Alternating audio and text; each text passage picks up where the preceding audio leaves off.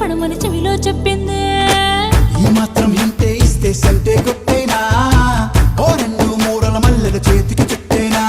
ఈ అల్లరి గాలేమో అల్లుకు పొమ్మందే, మాటలతోటి కాలక్షేపం మానేమంటుంది.